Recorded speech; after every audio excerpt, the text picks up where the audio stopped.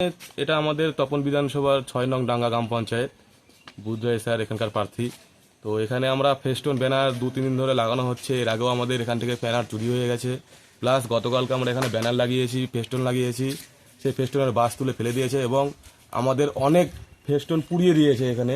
তার মধ্যে আমরা 2টো ফেস্টুন পেয়েছি। আর রামকৃষ্ণ আইভিএফ সেন্টার, মা হওয়ার স্বপ্ন পূরণ। কোথায় কোথায় আছে সেটা বুঝতে পারছি না।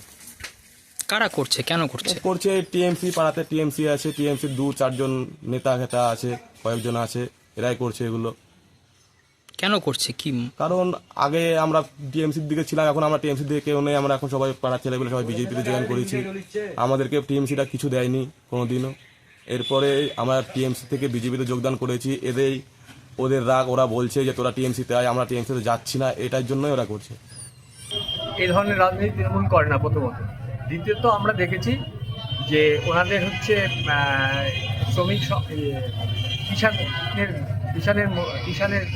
কৃষক সংগঠনের নেতা সম্ভবত সুশীল মার্ডি নাম, উনি বিক্ষুব্ধ প্রার্থী হিসাবে মিছিল করে বিজেপির লোকজনকে নিয়ে নমিনেশন পেপার জমা দিয়েছে অফিসিয়াল প্রার্থীর বিরুদ্ধে।